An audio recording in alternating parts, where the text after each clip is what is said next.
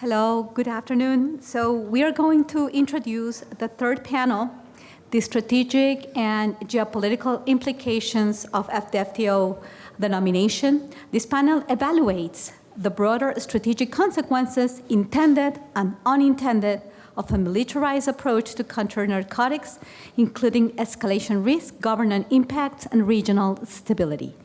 This panel is going to be moderated by Professor Selina Realullo. She's professor of practice at the William J. Perry Center for Hemispheric Defense Studies at the National Defense University. Our speakers are going to be Harrison Mann, the Associate Director for Policy and Campaigns at the organization Win Without War. Enrique Berruga Filoy, the Chief Executive Officer of the Aspen Institute of Mexico, and Bella Grabowski, Sovereign and Strong America Campaign Director of the America First Policy Institute. It is a pleasure and an honor to have you all here. Thank you for being here at Contra George Mason University. Thank you. Good afternoon. Good afternoon, everyone. You've had a very rich day taking a look at all the different aspects of from cartels to combatants. First, taking a look at the actual operational implications of what it looks like to go after full frontal against the cartels, and then more importantly, the legal framework. Just to give you a little bit of background, I've been following this portfolio at National Defense University at the Latin America Center for over a decade, actually 15 years. I helped to write the first counter-crime strategy for President Obama, and then we actually operationalized it the last couple of years. And there was a mention in the last panel about the proclamation that we just issued in Mar-a-Lago about 2 weeks ago with President Trump as well as the 11 other heads of state. And my work is really on following the money, as well as how to use financial intelligence to go after the cartels. So it's really exciting to be on this panel, and we're gonna take a look at kind of the broader implications and geostrategic implications of what's taking place as the United States tries to operationalize the designation of the cartel. So you actually have the framework in terms of what the legal basis is, and we're also gonna take a look at how basically how the US and Mexico are dealing with the cartels per se, but it has a lot of ramifications in the region. I was just with several ministers during Secretary Hegseth, who is my boss, basically the defense ministerial. We're with, for example, Ecuador is now has direct implications as they adopt what is the countering cartel coalition and putting it into practice in Ecuador, which is now suffering the violence that the Colombians suffered in the 1990s. I think we're gonna start with Bella. I've given you guys each some time to share your perspectives, and then we'll go into conversation, and we hope to get some lively interaction during the Q&A. Bella, go ahead. Great, thank you. Well, thank you everybody for having me. Just to give you a little bit of background, I'm Bella Grabowski. I'm the campaign director at America First Policy Institute. I won't go into this too much, but just to give you a little bit of background on like what my role is. So I work very closely with all the policy teams. AFPI tries not to be insular. We're really rooted in grassroots in that regard, which makes my portfolio, which is border security and all of national security, very interesting. Basically selling to the American people why foreign policy basically is important to people outside of the Beltway. So in this particular problem set, it's been a really fun time. I just came around to AFPI in December. So previously I was in the Pentagon for about 6 years total. So I started in Trump 1, and I didn't necessarily burrow in. They didn't really allow a lot of people to do that on both sides. But I did stick around as a contractor, so I did work on defense industrial base mostly and very closely on CFIUS and telecom issues. So very familiar with this problem set from that regard when it comes to threat analysis. So that's kind of the perspective that I will try to offer as much as I can. So basically with where I sat in the Pentagon, that kind of gave me a front row seat to how the interagency kind of works in that regard too. So I got to see how intelligence, military capabilities, and also authorities can all intersect in one place, and how that works and how that doesn't work in a lot of different ways. One thing that we also ran into, which I think pertains to a lot of the conversations here, is the topic of data. Data does not have borders, and I think this is something that the government is currently struggling with on both sides of the aisle. Like, how do we determine that? And where do the borders cross there? So I saw a lot in the telecom space as well as foreign investment. But I think that this is also something that our adversaries are really good at too. as well as the cartels. So I'll kind of go into that as well a little bit. But I think the most important thing to point out with this administration is the shift to the Western Hemisphere and how the DoD, and I know we've touched on that a little bit in some of these panels, but the shift to the Western Hemisphere, I think, is really important to recognize kind of where the threat vector is and kind of how that's shifted a lot. But not only that, it's like we're fully recognizing that threats are actually a lot closer than they appeared to us. So less forward posturing and a lot more of kind of the approach of border being the last line of defense, not the first. So I think that that's been a big approach with the Pentagon and in collaboration. And I saw in the building, that the collaboration that we had with Homeland Security, for better or for worse, they are doing it. So that's one step. Whether or not it's successful, that's, we still have a long time to prove that out. So, but I think the first step was there, which I think is the most important thing. So with that being said, for decades, I kind of mentioned this at the offset, but the defense strategy focused a lot on confronting the threats overseas. That's where our counterterrorism focus has been, but as we've seen, with the, not even the designations, I think with also the rhetoric and just the approach, it really has been that, we kind of neglected what has been happening right in our front doorstep.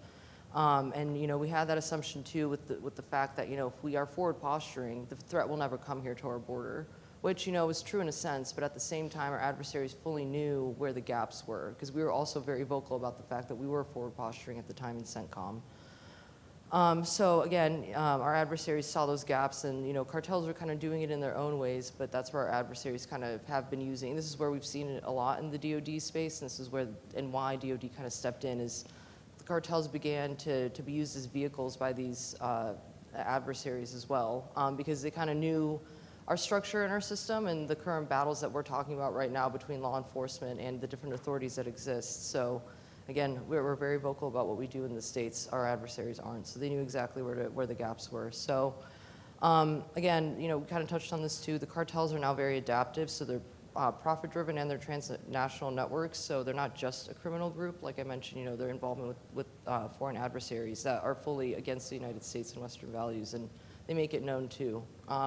So at the end of the day, our adversaries and cartels have one thing in common, and that's to do whatever they can to basically go against the United States and exploit whether it's migration or economic sectors or supply chain, but they do collaborate in that regard. So they're profit maximizing and following the money. We did touch on this too on a couple panels, but following the money isn't necessarily the best route to figuring out what these people are. And not only people, but these organizations. So I think you have like two buckets of problems too. I think I view it in that way, where you have the individual people that are in charge of those decisions within the cartels and the organizations that are behind it. And that's kind of where you see the collaboration as well, I think, across the government and in the narco-state aspect as well. So again, when it comes to the administration and their focus on the Western Hem, I mean, it frankly shouldn't be a surprise to anyone. The administration has been very vocal about it since the beginning. And they have made moves, but I think that this time around, since they had time to plan during the campaign, they kind of came in with a little bit more of an organized plan. Not everything's perfect until you get into your seat, but I think that they came in with the structured idea of, and I think especially with Rubio being in the room, he's been tracking a lot of these things when he was in Congress as well. So again, not necessarily a surprising thing. But I think that one thing that the administration is really good about doing is kind of shattering glass and seeing where the pieces fall and then figuring it out. Again, for better or for worse, not something that the Beltway is necessarily used to, but I think it's much needed in a lot of things, especially when the threat is what it is right now at this point. One thing that I think is also really important is that, we're talking about Mexico a lot, but Mexico isn't the only problem. I mentioned other adversaries, China, Russia, and we did talk about Mexico, but there's also Canada. They're also a neighbor of ours, and they're working very closely with the Chinese and very, very vocal about it as well. But the cartels outside of the Chinese, the cartels are very involved in Canada too. So we don't only have a border in the south; we have a border in the north, which I think also expands DoD's authority and rationale behind being worried about what's going on the northern border, especially with NORAD and everything we do with Canada up there as well. We have a lot of bombers that we collaborate with them on. So very important collaboration on that. So again, we did touch on authorities in the other session, but like from the military aspect, the two authorities that the U.S. operates within the Pentagon is Title 10 for the military and Title 50 for intelligence. This is where it kind of gets a little, well, people get a little squirrely when it comes to the two, just when when it comes to who owns the, it's not necessarily the authorities, but I think it really stems down to the responsibility for addressing the threat. So it's kind of the battle between, is it going to be Intel or is it going to be DoD? So that's kind of an active conversation. I think that's a very important one in this conversation, because I know we touched on Intel, but Intel tends to have the great threat picture that kind of feeds into the greater conversation that law enforcement doesn't necessarily have all the time, which, again, this is why we're all here to talk about it, but I think that's an important one. So without going too long, I guess the core question is, tying it back to the geopolitical environment, I think that one important consideration is to think about like the threat environment and how that's changed, and how not only our adversaries, but how the cartel environment kind of also changed as well. I didn't really touch on that as much, but I mean, they're fully militarized. They have weapons that the military has, and I think that that's something to really keep in mind. That network has existed not only through our adversaries, but you know, if they are profit-driven, money could buy you a lot of crazy stuff. So if they're able to buy the same guns that like our Marines have, then that's a problem. So if we're talking about how we're going to address the threat, if they're going to have the same weapons than we do, we've got to come after them with the same ones. So that's kind of my frankly mentality, a personal opinion. But that's, I guess I'll end on that.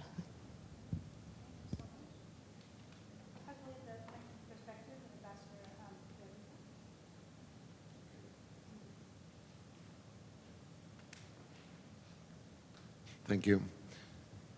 And I'd like to start by thanking the George Mason University and my friend Alan Bersin for this invitation. Thank you very much. I learned a lot today. I'm not an expert in criminal matters. As you can see, I'm a well-dressed person. But anyways, let me start by sharing how this thing looks from the Mexican perspective. I'd like to say that this issue of denominating Mexican cartels as foreign terrorist organization has had more a political impact than legal or otherwise in Mexico. It has not really had a real impact except for the pressure that it entails, although it has been sort of being washed down in recent months. I don't know exactly why. I'd like to start by mentioning the complexity or addressing the complexity of this issue with a very practical example. Some 5 or so years ago, I met the newly elected mayor of Reynosa, that is just across McAllen, Texas, right, in the Mexican side. And this guy, who had 2 children and a wife, the second day in office, he was approached by a couple of gentlemen, let me call them that way, with a couple of suitcases. And I said, okay, this is what you're gonna get every other week. These suitcases are full of money. If you just look the other way at the border, because we're going to cross X amount of trailers through the border. So he thought to himself, what do I do, right? And then he left the suitcases just there, told these guys, rest assured that I will look the other way. And then what he did was immediately went to collect his family, crossed the border, and fled to Europe. So that posting was vacant by the second or third day in that tenure. That is in the old days, I would say. That was when it was more gentle. Now it's gotten a bit ruthless, or more ruthless. In those days, what the cartels tried to do was to influence public officials, politicians in general. Now, what they are aiming to do, and sometimes they succeed, is to appoint them, not to influence or to bribe them. I heard the word corruption a lot today, and it's right. I mean, there's lots of corruption regarding or involved or around this business. But there's also this kind of threats, right? When you're threatened to death, what is happening now is that unless you are part of them, you cannot be at a position like that and try to fulfill your duties, right? So it's becoming more and more difficult to deal with this. In that sense, I will come to or cut to the chase, what would an American intervention of any sort would play out, or how would it play out if it was to be undertaken in Mexico? I mean, the one extreme is that there is, quote unquote, an invasion, right? There are a number of soldiers that cross the border and get into Mexico. What would happen? How could they cope with this kind of situations that I just described, right? Would they go to the 23 states in which the Jalisco cartel is present, or they only go to half of them? How do they start? I mean, do they decapitate local drug lords, or, I mean, how could that play out? I mean, to me, I mean, regardless of the legal and otherwise consequences that we have explored throughout this panel, some of the panelists said that it was illegal, it would be illegal to use military force against Mexican cartels. Some others have said that, well, that regarding or given the size of the threat, the American in national security is being jeopardized, and therefore there is a justification to go into Mexican territory. But I mean, in actual or practical terms, how could it work? Seriously, I mean, what would happen? I mean, this thing is a myriad of people.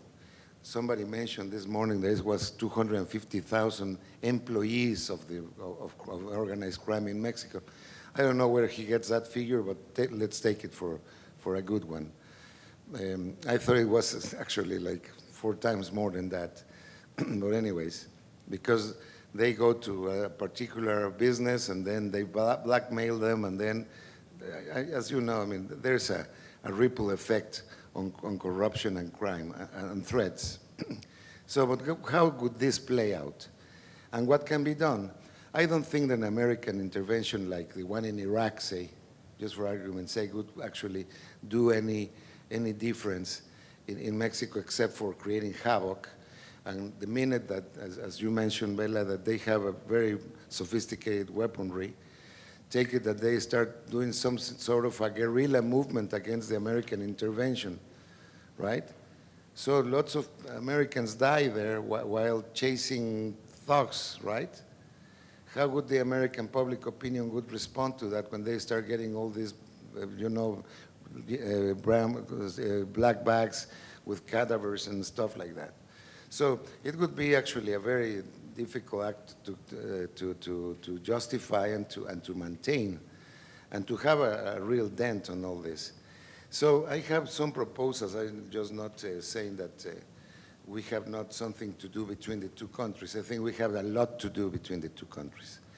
First of all, I think that we should change a little bit the mindset for once and start talking on the us, not in the you and I. What I mean by that is that we have a problem in this area of the world. I mean, it's not only the Americans. We can blame one another, as it has been in the practice in the past, bickering one another. Oh, you drug dealers. Oh, you drug addicts. That doesn't help. I mean, has not helped and is not going to help in the future. What can work is actually to tailor-make cooperation for something like this that we're confronting. I mean, we have to have a set of rules, we have to have a set of goals that we both share, and then start crafting really a program on how to deal with this issue. And it's not going to go away in 2 years, I would say. It's going to go away perhaps in a generation, I don't know, but we have to start one day on this matter. What I think that we can do is starting to craft this grand design of a cooperation program between Mexico and the U.S. And actually, these conversations that started last week about USMCA could be a model for the kind of things that we should start working together in terms of what are we going to do in terms of security for the hemisphere or for a region in North America. And I will come back to that point in a minute. But I think we have a lots to do in terms of intelligence sharing, for sure. In terms of what was discussed this morning about money laundering, I think we have plenty of room, and actually that could make a dent, because at the end of the day, this is a criminal business. I would underscore the side of business and it has been named a number of times. They have not an ideology, they don't have a goal to reach. Okay, we're going to poison the world, ha ha ha, in a bad terror movie. No, they don't have that kind of a thinking, right? They want to make money. So let's go after the money jointly. Then we have to decouple politics and crime. That is very difficult, but I think we have to decouple that. Somebody mentioned, I think Alan mentioned that, how would it play out in Mexico if one of the governor would be prosecuted and incarcerated because of links with drug dealers. Obviously, depending on what party that governor is from, would have a different weight. But it goes beyond that. We have to sort of shield those that want to run for office, because they are also victims. I mean, it's very difficult to run for office today. I would not run for office. I mean, I like my privacy, I like my safety, and it's really, really risky. I mean, you just saw how the mayor of Uruapan was shot to death, right? He was really, really a prince he was like a crusader against organized crime. He was supposed to be surrounded and protected by soldiers, right? And the whole thing was to no avail. I mean, he died on a Sunday carrying his little son in his arms, and now his wife is the mayor of that township in Michoacan. So it's very risky now. I mean, how can we sort of help those that want to run for office? Otherwise, our democracy is going to suffer as well. I mean, it's not only the type of effects or side effects that the criminality has, but also on the political side, what is going to be the effect on Mexico's democracy? But let me keep on going on my menu list on things that we can cooperate on. I think that we have to create an environment that is conducive for clean politicians to thrive. So that's also on the cultural side. We need to have a conversation on a security umbrella for a region. I think that the very same way that we have a free trade agreement for North America, we could have some agreements jointly with Canada and the United States and Mexico on security for North America. Why do I say that? Because especially now in the wake of the Iranian war, probably there are sleeping cells waiting somewhere in Europe or I don't know where else, trying to get into the United States. And the only way to get to the United States is direct through Canada or through Mexico. There is no other way. You cannot come through Romania or through South Africa. You have to come through these two neighbors or you don't get there, right? So why don't we start having a conversation on how we deal with this kind of thing, say from the geopolitical or macro perspective. One final thing. One of the approaches that may work, and I underscore may, is the sashimi approach for Mexico's drug trafficking and crime. What I mean by the sashimi approach is that you cannot go after those 6 huge organizations that have been denominated as foreign terrorist organizations. Perhaps would be an idea to go one by one. And I say this because, as you might remember, during President Cedillo's administration, he tried to create an elite group of people and soldiers and like SWAT teams that were going to actually be at the forefront against criminality in Mexico. And they eventually changed sides or shift sides and became the Zetas, right? They become a huge and very gruesome cartel in the east, in the northeast of Mexico. So what happened during the Fox administration that came after Cedillo was, okay, let us select these SOBs or whatever you want to call them, and then they are going to be the target. And they have been obliterated. They are out of business. But if you want to go after the Sinaloa cartel and the Jalisco cartel and the Familia Michoacana cartel at the same time, you end up like a Luis Miguel concert around the country. You know, they take you wherever you want to, right?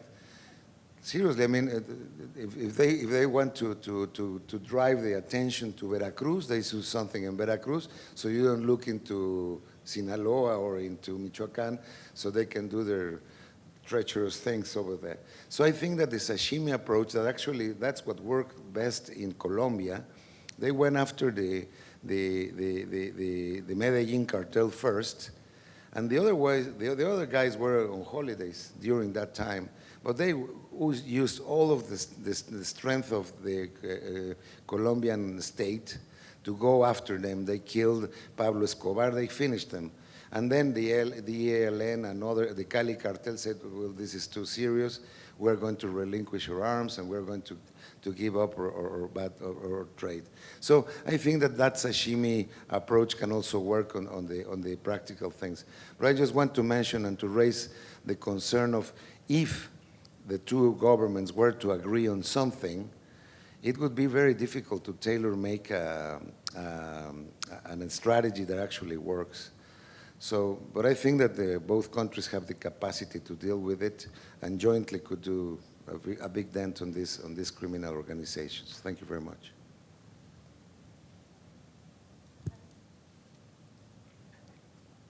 Yeah, thank you.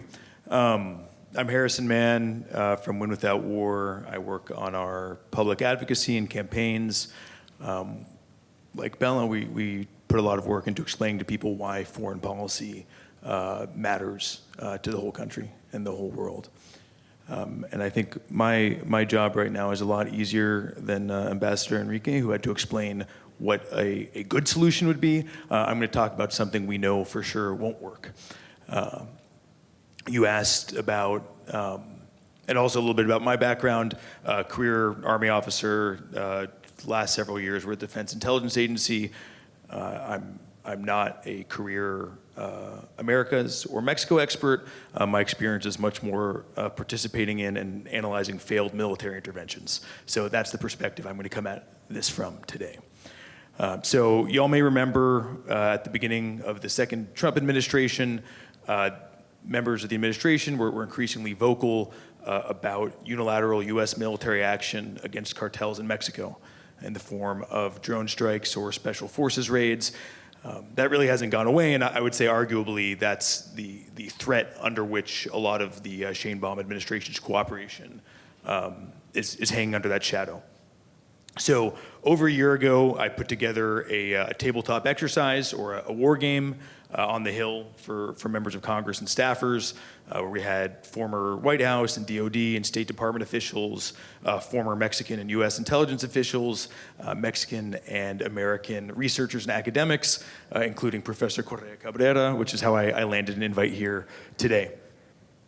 Because the Trump administration was making this sound like a really plausible threat, we wanted to find out, okay, well, what would actually happen if they did a drone strike in Mexico?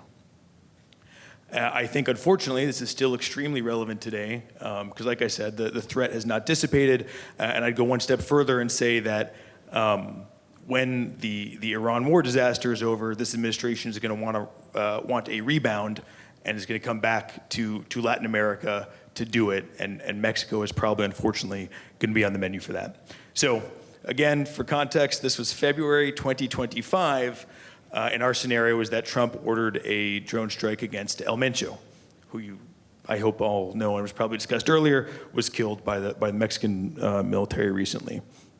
And so we want to look at not just what's the reaction from the cartels and from the drug trade, but also how are people, ordinary people in both countries, affected in terms of their economy and public safety and civil liberties. And the big thing that I also wanted to map out is, well, what's the Mexican government going to do? What's the Sheinbaum administration going to do in reaction to a pretty blatant violation of their sovereignty?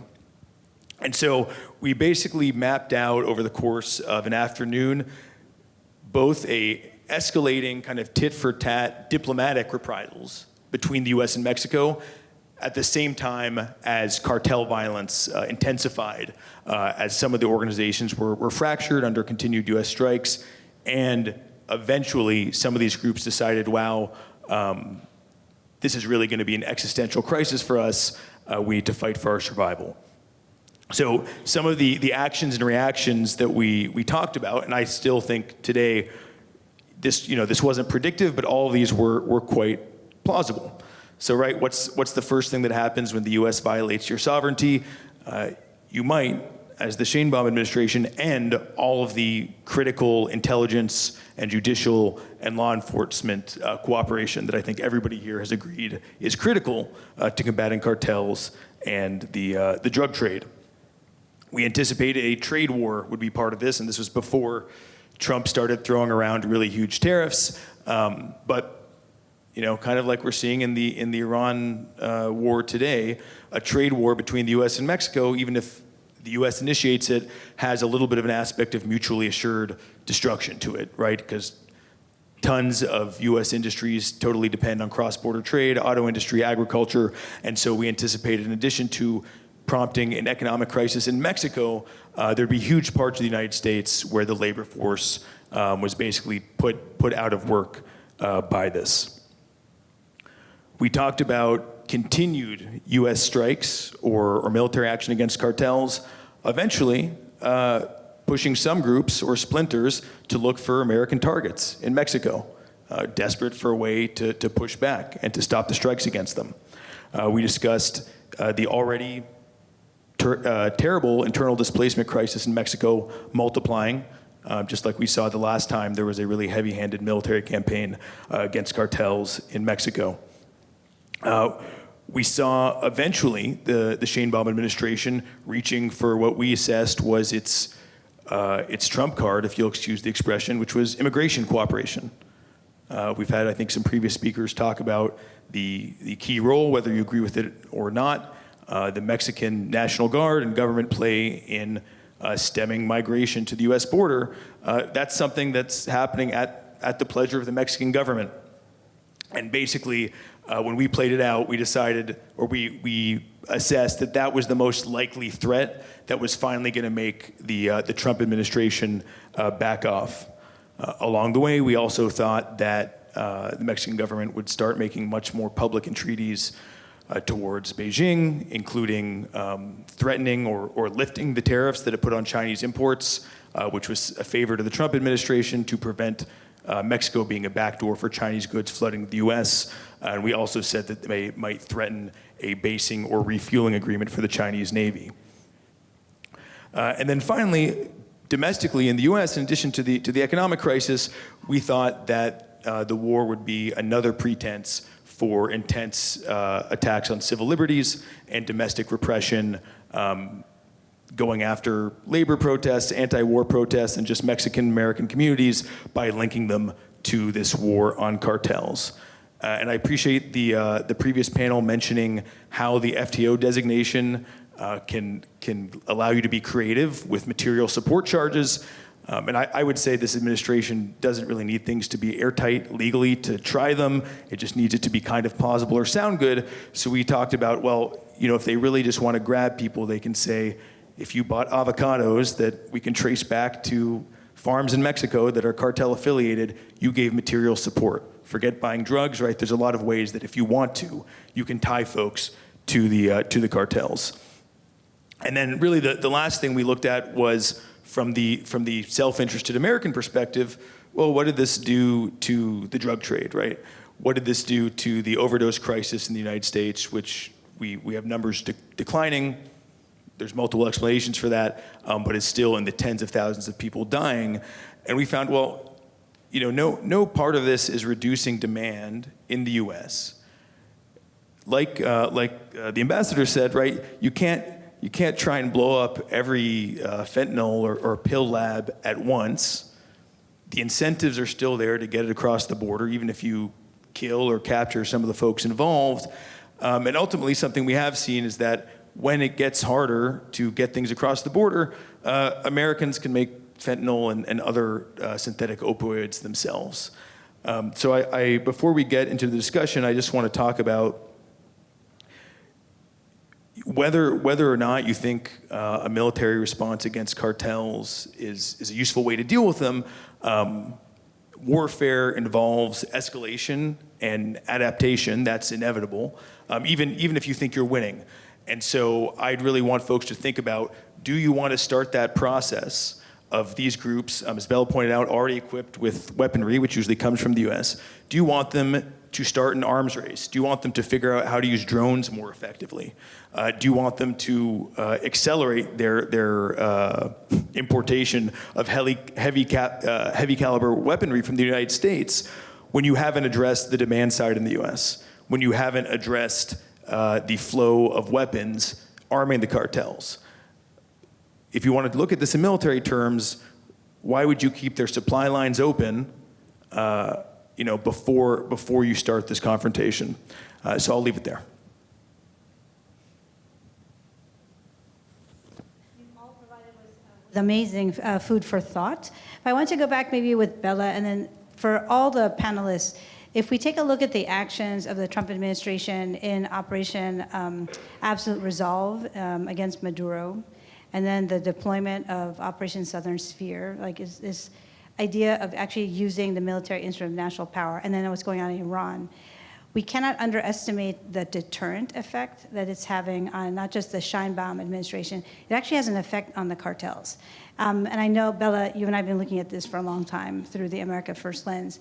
It's America First, but not alone, but it is definitely having an impact. Just from your lens and from your perch, how have you seen this deterrence? Because people thought it was just about Maduro and just about counter-narcotics. There's actually a strategy of denial that Elbridge Colby has written about denying our adversaries, Russia and China particularly, because Iran and Venezuela is really denying access to oil, which a lot of average Americans don't even put that two and two together. Right. No, I'm glad you actually brought that up. I worked for Elbridge Colby actually in the Trump administration for a little bit. I was in so I was in the undersecretary for policy. So I worked with him and his team really closely. But yeah, I mean the one focus that not only him but this administration has had and is just unleashing the power of the military. That has been a huge focus. And even I've sat in the services too with guys in uniform, nonpartisan. And they've been frustrated, frankly, with just not the Biden administration, not the first Trump administration, just over the course of the years of how just commanders, not just commanders, but even the guys like enlisted in uniform just feel like their hands have been tied. They join the service without really recognizing or without really being able to do what they were called to do a lot of the times. And I think that that's one thing that the focus has been basically highlighting too, is just the power that our military has. Like to that point, the operations that the administration has had have been very objective. People have their own opinions, and I'm open to all of them, obviously. But the one thing that I will say, and that I've watched very closely, both with Hegseth and Rubio and Trump, at least in the very, very beginning of Operation Epic Fury. I know you asked about Absolute Resolve, but Epic Fury, they've been very clear about their objectives, which are there are three of them, all underlying on the fact that Iran can't have a nuclear weapon, right? And then they kind of go through the reasons why, and they've been pretty consistent as to what their objectives are, which they did with Absolute Resolve too. But that's where, since the stuff that they've been doing has been unprecedented in a lot of ways, or they were using tools of statecraft that we haven't really thought of as national security tools, like using law enforcement operations in conjunction with the military. There's been a huge focus even within the national security strategy, especially on a whole of government approach to this. But then again, that goes back to my main point of the objective was a military objective, right? But the whole point of the whole of government approach is that everybody else was involved, and that includes MOUs, information sharing, kind of the topics that we explained here that are needed, that have been needed. Doesn't matter who's sitting in the Oval Office. We all recognize that this is a problem, and again, I think unleashing the military, making it a national security problem. Kind of put that top of mind to people to show that the threat exists here and the military is here to help you here at your front door, not fighting the wars abroad. Iran's a different story right now, but if we're talking about specifically Absolute Resolve, as the question was, then military objectives are clear. And I think that if that's the root of the objective and the reason why, then I think that that's kind of the proof in the pudding, I would say.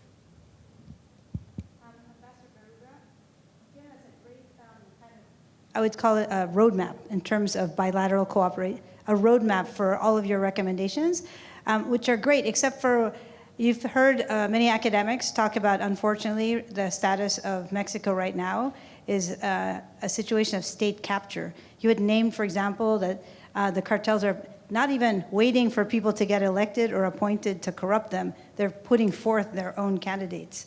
And it's really hard to see, whether it's a journalist or a politician, how they could survive and physically survive, let alone try to campaign on a anti-corruption platform. But I wonder this concept of deterrence, and then more point, because you see it from the lens, to what extent do you think that President Sheinbaum's actions have been influenced by this very aggressive, kinetic approach of President Trump in different areas, and how is that influencing her cooperation with the United States the last maybe year? No doubt that President Trump's positions have, say, affected or changed the behavior of our president as well. No doubt about it. I mean, you can see it, for instance, in the case of migration that we have not discussed today. I mean, there's been a very clear-cut effect there. In the war against fentanyl in labs in Mexico, the previous president said, no, there's no production of fentanyl in Mexico, and all of a sudden we had like 900 labs somewhere else, right? So there has been a change, that's for sure, yeah. Something that has had a deterrent, say, effect in Mexico besides the politics is, for instance, stripping some politicians from the American visa. That has been very interesting, has played out in a very interesting way, because you don't want to be sort of singled out as, oh, if the Americans took your visa off, it's because you have your hands somewhere that are in the wrong place. The other one that I would mention is the shutting down of banks because of the pressure of the Treasury Department on Mexico's financial system. So again, I think that we need more connections rather than less. For instance, if both our stock markets were closer together, I think we would have a better chance to deal with this issue as well. So that's wholesale, I think. And it's not as invasive as doctors try to call it, because something invasive is going to be counterproductive to the American reputation in general in Mexico and the American outlook. Remember that Mexico's the host country for the largest community of Americans outside the United States. No, I mean, there are neighborhoods in Mexico City that you know very well, Celine, I'm sure, that you listen to more, say, Arkansas accent than Mexican accent, right? So that would actually, I think, roll back. Many weddings in San Miguel Allende. Friends' first, second, and third weddings, actually, in San Miguel Allende. So what's really interesting is that Bella and Ambassador Berruga have actually touched upon how this administration is using a combination of the instruments of national power. So diplomatic, which is the use of visa or physical pressure, and then obviously military, or the threat of the use of military strikes.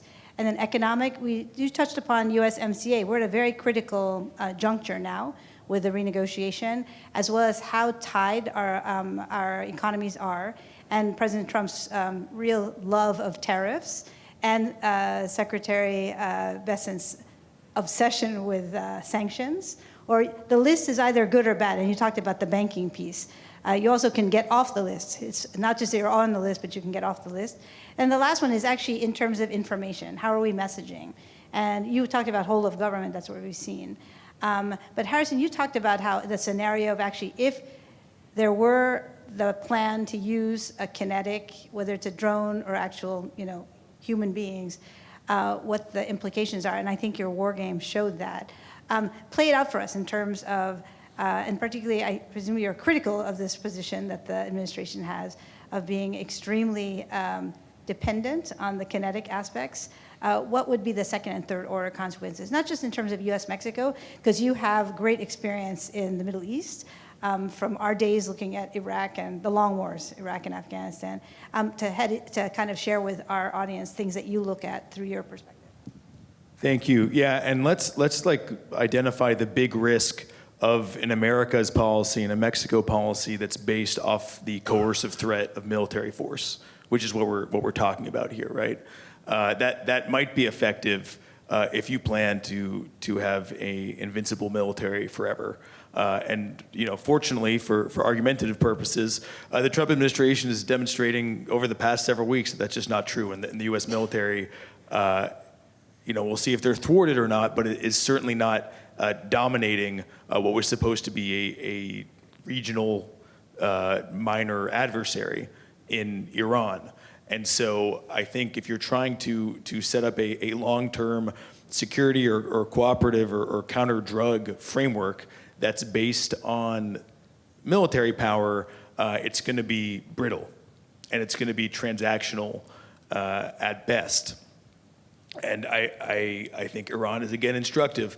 I may disagree slightly with Bella. It looks like the main objective of the Iran war has been dealing with the Strait of Hormuz, dealing with an unintended second-order effect that was not one of the original reasons to start this war. And so I'm quite comfortable saying I don't trust almost any U.S. administration, and especially not this one, to really effectively apply coercive military force like this, especially when it's a war of choice or not an existential issue.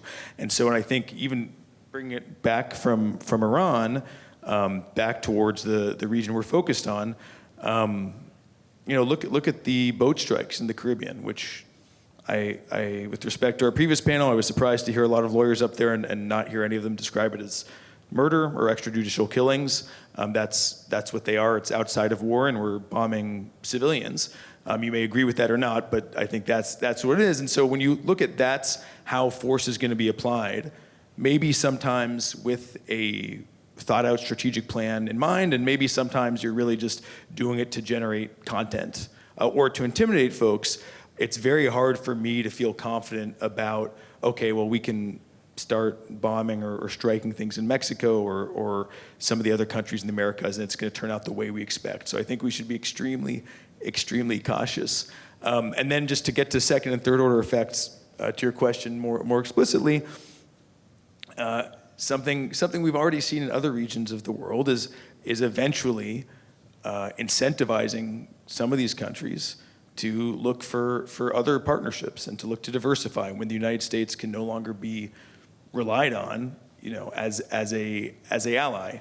I personally don't see the world as a competition between who can have the most influence, the U.S. or China. But if that's the sort of thing that frightens you, you should look at who's coming into the region with investment and an open palm, and who's coming in with knives and guns and threats, and wonder, in the long term, what's the best way to have sustainable relationships with these countries. So now we want to open the floor to questions. So if you guys want to come and approach the microphone, that'd be great. But I just also want to clarify. So 2 weeks ago, we had one of the biggest, because I was directly involved, groupings and meetings since the Summit of the Americas of what is the Americas Countering Cartels Coalition. So there were 17 countries represented at the Defense Ministerial, and it was hosted by Secretary Hegseth, as well as the new commander of Southcom, General Donovan. And then 2 days subsequently, we had the summit of the Shield of the Americas with 11 heads of states, hosted by President Trump also in Miami. So whether you agree or not, what's important is the proclamation that came out of the White House that took a look at what did the countries share was, A, that the threat of transnational organized crime because of the cartels is really undermining the security, the economy, let's say the legitimate economy, the rule of law, and then governance, in which, as we've just discussed about Mexico, actual criminal organizations infiltrating and bringing through free and fair elections, which is actually how the Venezuelans came to power. And sadly, too, that it's really tearing apart. And the idea was, at each level, how does each country think about using its instruments of national power to address the actual criminal organizations that have become national security threats at their level? And then how could countries collaborate in terms of intelligence and information sharing, and then capacity building. So these are the things that we're starting to see. As, for example, in Ecuador, they've unleashed many different operations with the assistance of partner nations to try to counter. The violence now, for those who don't follow Ecuador, is actually exceeded what the violence was in the 90s in Colombia. And it's a transit country. They don't even produce cocaine. So these are types of things you're going to start to see in the news, but particularly at the national level and then more at the transnational level. Because as you know, these groups don't respect sovereignty. And these markets, unfortunately, are super global.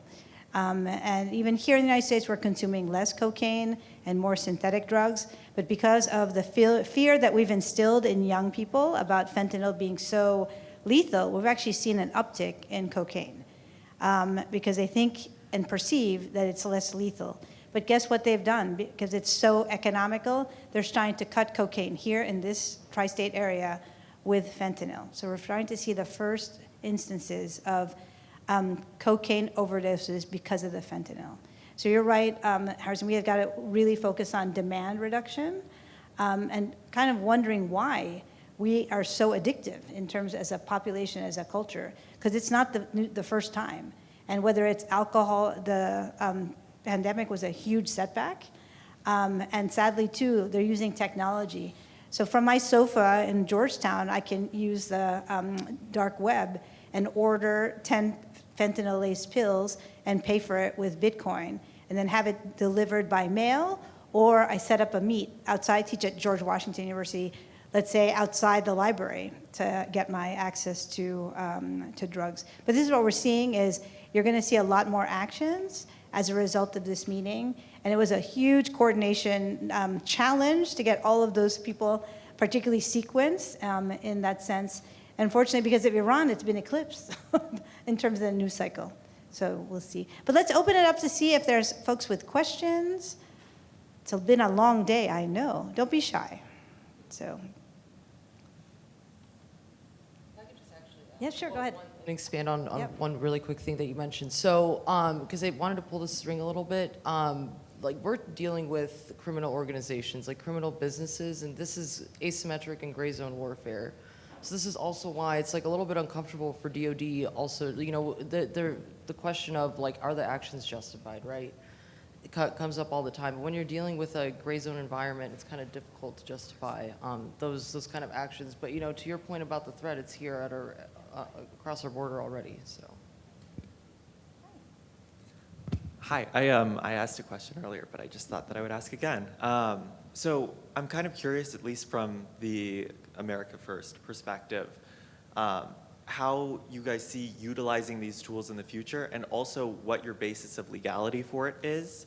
The UN Charter 2.4 clearly outlines that force from states cannot be used unless that state is using aggression against another state or threatening it in very certain small cases. So like for the Maduro capture, for example, decapitating a head of state as a legal enforcement operation doesn't quite meet that standard if the jurisdiction that that person is outside of US territory.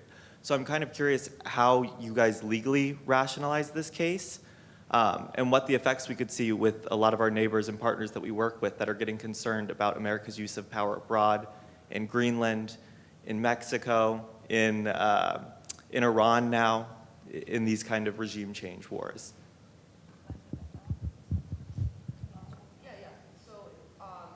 To your question about Maduro, Maduro is not a head of state. He was not a head of state. He was illegitimately elected into office. You could ask anyone in Venezuela about that as well. So he was not elected into office. So he's not a head of state. So that's number one. So to that extent, this was a law enforcement operation, and the military was there to protect DEA personnel. This is normal. This is not illegal. This is not unprecedented. This is something that is done. It made the news because it was a big deal. Maduro was captured, obviously. He's been on lists for a long time. But when it comes to that operation, specifically, that was a law enforcement operation. And the military was there to protect the law enforcement and the US citizens that were there.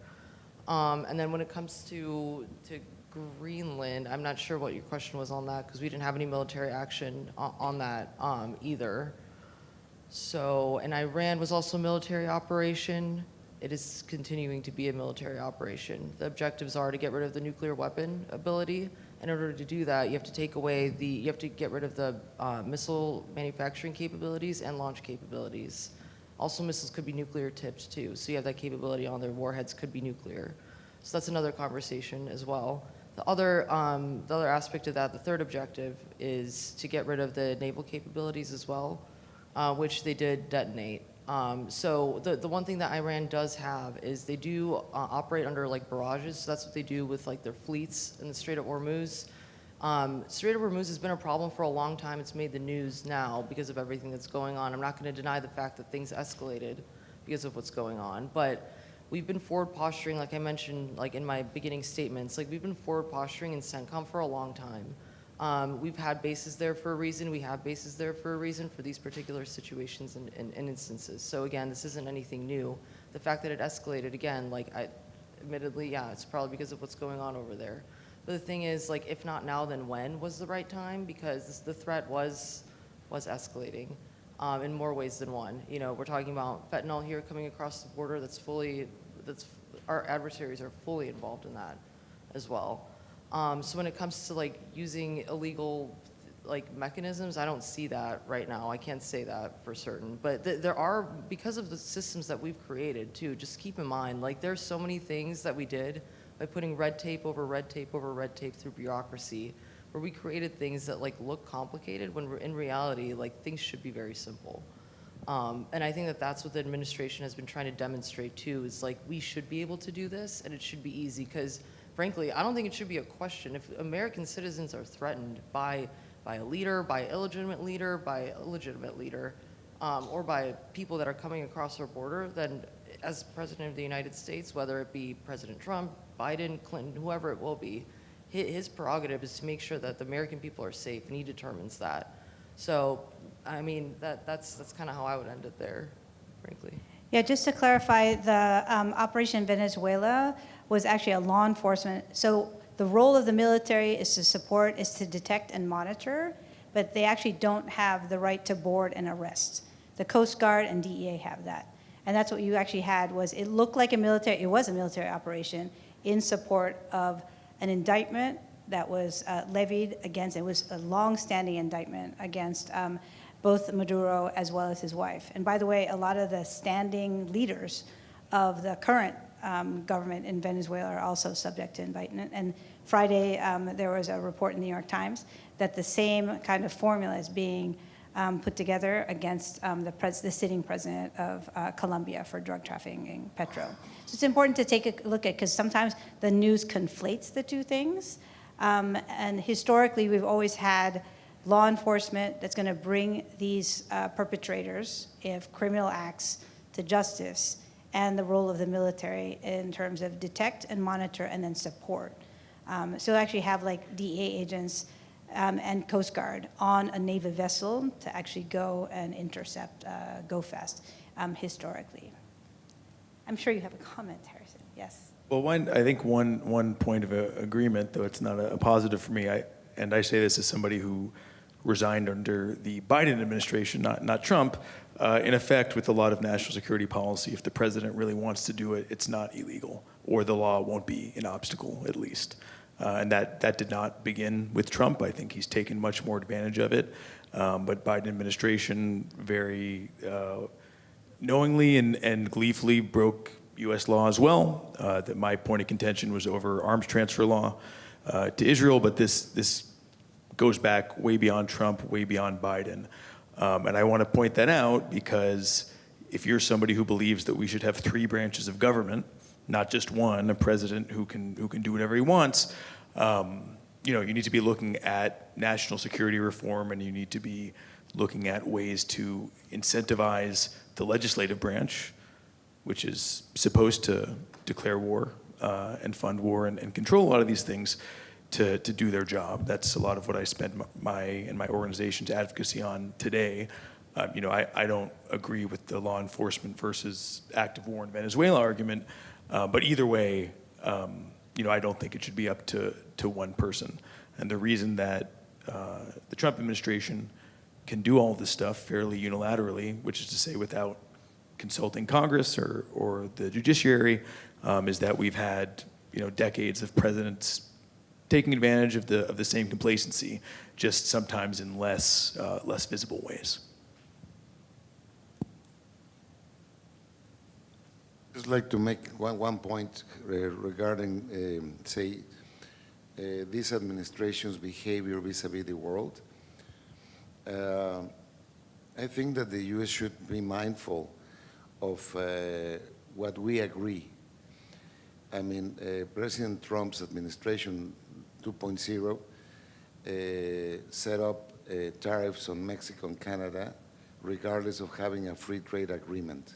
That is a violation of an international contract of which we are parties, right? And violating that kind of a thing is very bad for the reputation of any nation.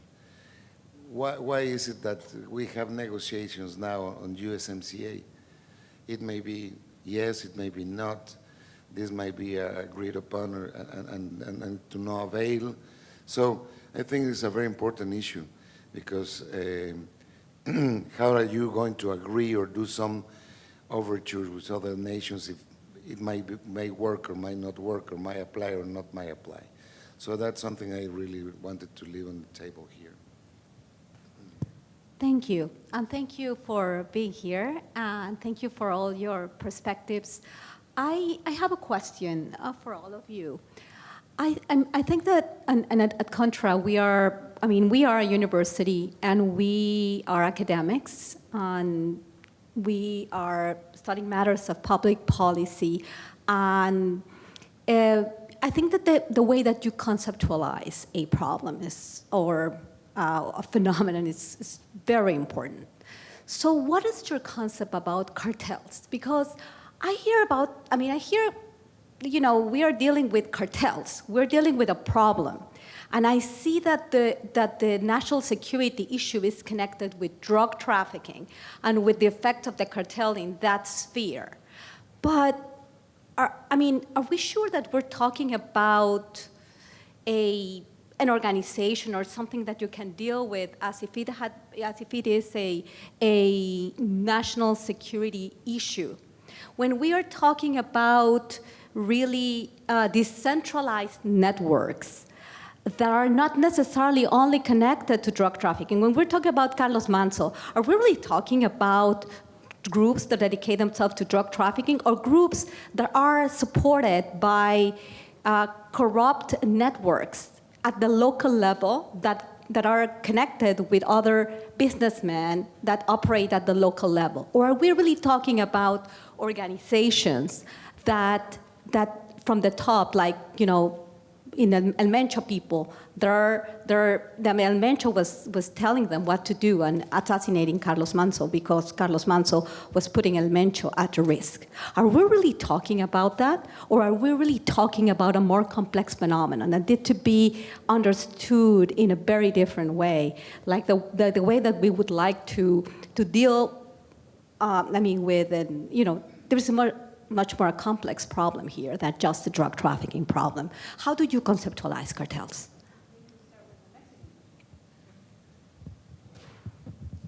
They've been adapting all the time. The Sinaloa cartel or those cartels of the Tijuana cartel was the first after the U.S. was effective to take care of the Caribbean. Everything started to shift to the Pacific, right? And then the first cartel was the Tijuana cartel for that reason, right? But in the case of the Jalisco Nueva Generación cartel, these guys created a new model, which is franchises. So you're going to be my representative in Tabasco, no? As if you were selling American Express cards or I don't know what, So it was really a different model, a business model. And they keep on moving around. For instance, there was a very quick movement that they did in terms of stealing luxury cars. And they knew that the best place to ship those luxury cars to Eastern European countries or the Middle East was from Uruguay. There was a loophole there for whatever reason. So these guys have a very advanced type of understanding of legal frameworks and stuff. I mean, they keep on studying a lot. So it's not an easy foe. I mean, it's a very difficult enemy to deal with. And more difficult to conceptualize it, I would say. I mean, we call them cartels just for lack of a better word. I think from the U.S. perspective, it's been treated a lot of the times as like a law enforcement problem, bringing it back to like the domestic issues. So I don't think it's been raised up until like really this administration.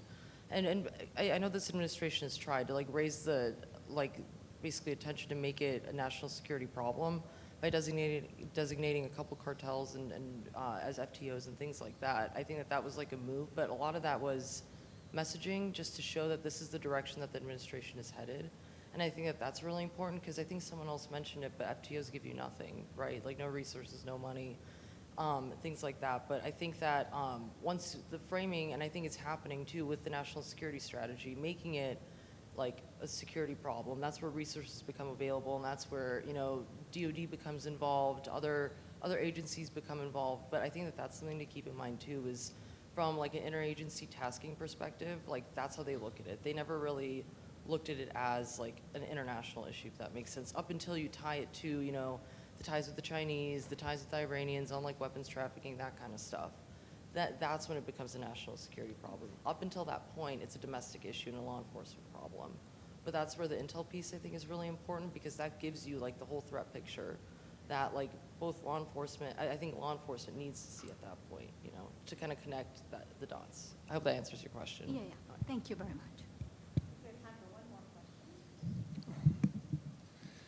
Yeah, so for Harrison had, I think, quite admirably raised this issue of this out-of-control executive power that's been, as he noted, going on a lot longer than the current administration, a lot longer than the administration before that, but for decades.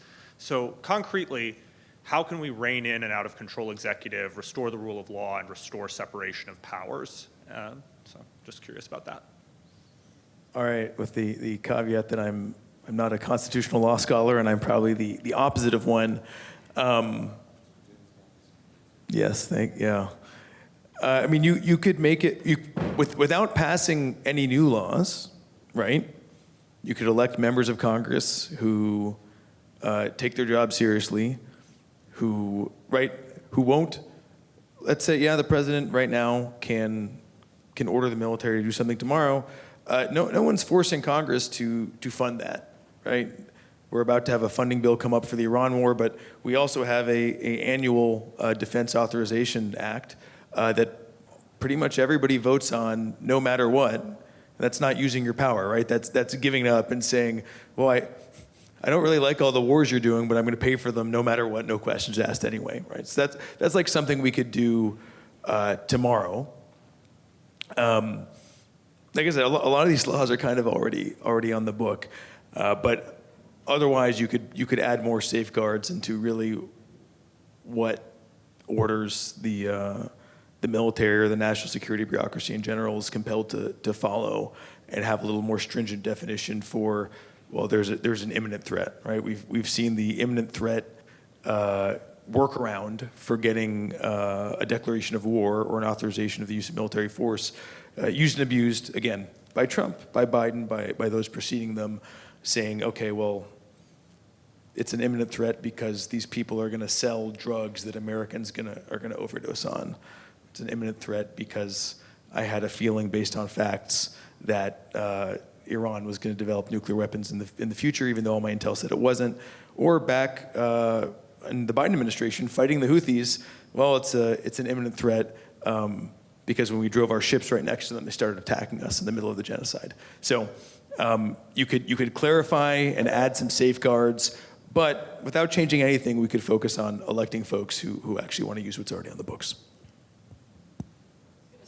I actually wholeheartedly agree that like it's 100%. Like if people want change, you got to go where laws are written. If you have a problem with the way the laws are written, you got to elect people that write those laws. So if you believe that the executive has a lot of power, then you got to go to the people that make those decisions, I would say. But yeah, Congress, I mean, both sides of the aisle, you see what's going on in Congress right now, so. Well, join me in thanking our panelists for sharing all their perspectives on such a contentious issue.